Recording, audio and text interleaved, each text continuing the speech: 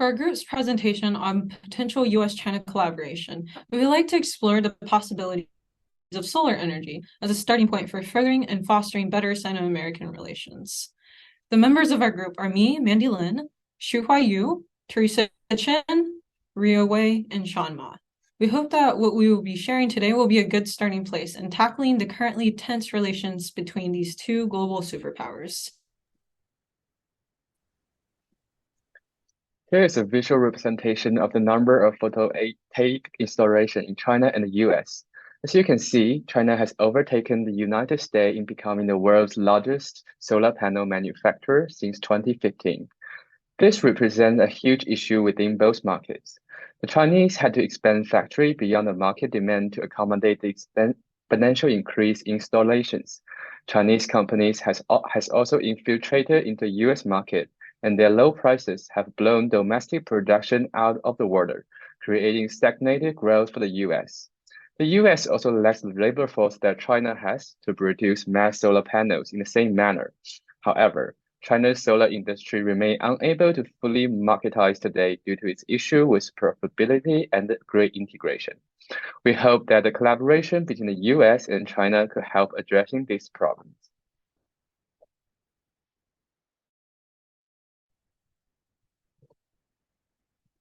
Now addressing the US's concerns regarding the solar panel market.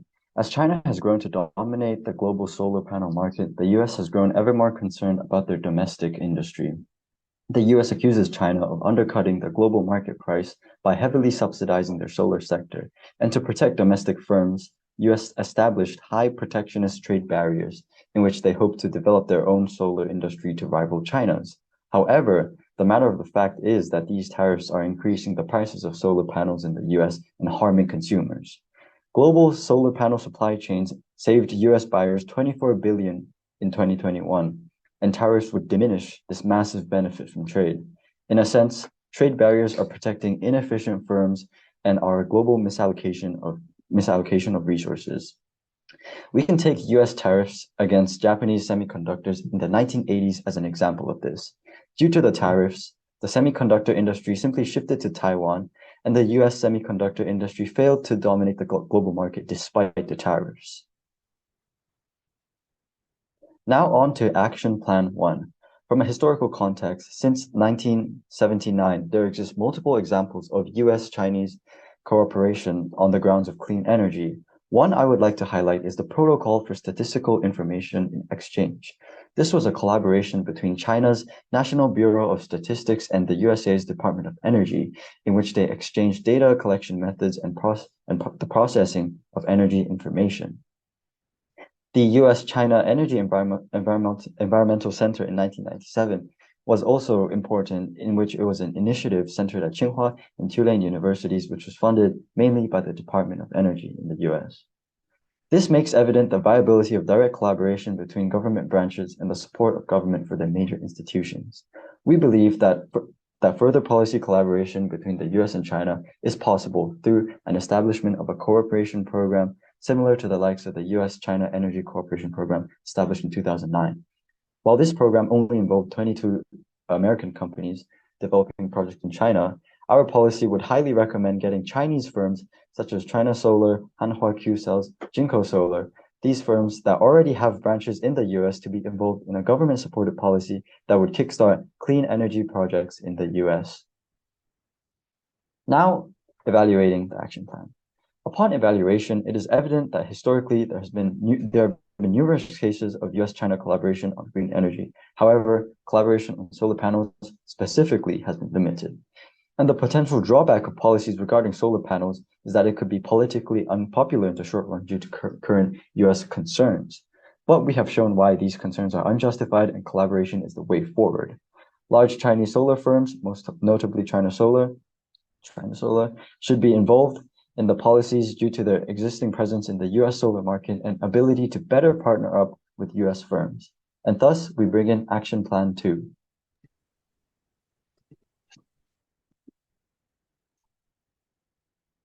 So our Action Plan 2 is regarding joint venture programs.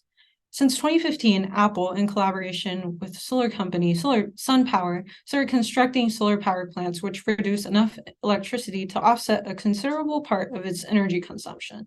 Neighborhoods nearby the power plants were even powered by the excess solar energy. By 2018, SunPower has completed 2 projects in cooperation with Apple. One, 2 20-megawatt solar power plants in Sichuan completed in 2014, and one 400-megawatt solar plant in Henan. These 2 projects have marked historical precedents, transforming the industry into one of collaboration rather than rigid competition. Our evaluation of Action Plan 2 is as follows. The creation of a win-win solution for both businesses is very important. Joint venture solar programs have brought a long list of benefits, from creating inflow investment for the Chinese solar industry to allow tech companies such as Apple to further expand its business in the area of solar energy. Beyond the direct benefits of the original programs, it also allows expansion on future solar energy projects and future joint venture corporations with other businesses. For example, Apple continued building solar energy projects in China together with Foxconn, following its cooperation with SunPower. Finally, by expanding the scope of joint ventures, we hope to stimulate effective joint ventures not only among giant tech companies such as Apple, but also among smaller tech businesses with support from multiple channels, including the government and third parties. Green development within short time frame. Joint venture solar programs between China and the US implemented within the past decade have brought business benefits, environmental benefits for local communities in a relatively short period. Production efficiency. Expanding joint venture would allow China and US solar energy businesses to reduce overall electricity expenses, which reduces the production costs for both companies to innovate. Furthermore, using economies of scale, both companies in a joint venture can leverage their production at a lower per unit cost than they would separately. Finally, projects are developed in one designated location, which reduces transportational and managerial inefficiencies.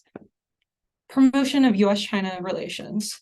First, as a cooperative measure, joint venture effectively avoids potential trade disputes, which allows innovative business development and expansion of solar sector to take place without any friction created between the countries.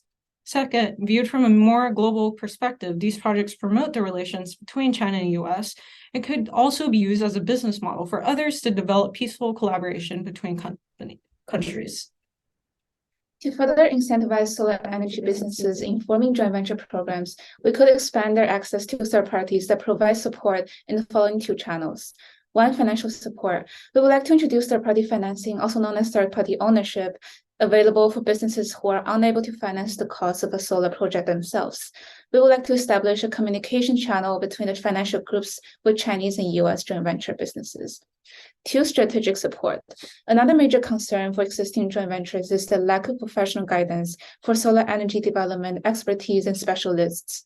In China and US, we now see an increasing growth of third parties that assist businesses in clean energy sector with issue-specific working groups and stakeholder meetings to develop new consensus guidance addressing targeted solar energy accounting issues.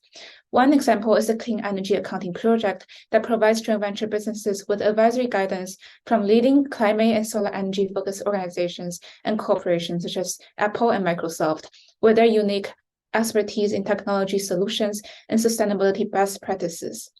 Thus, our proposal would further stimulate the growth of joint venture through allowing them to access to effective financial and strategic support from third-party groups. Next, we move on to our final evaluation of our 2 proposals. To determine the success of our action plan, we have listed 3 metrics for evaluation. First, we can consider the number of solar panels installations in the regions before and after the implementation of proposal.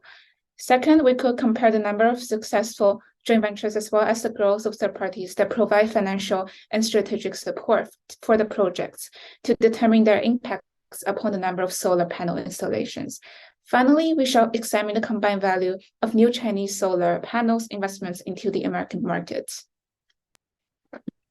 For final conclusion, through historical China and US collaboration on the improvement of green energy, a joint venture on solar panels is entirely feasible.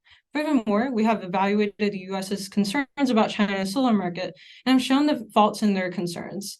It would be mutually better for both parties to cooperate, which can be achieved through government policy implementation that supports mutual cooperation and through the joint ventures of private solar firms.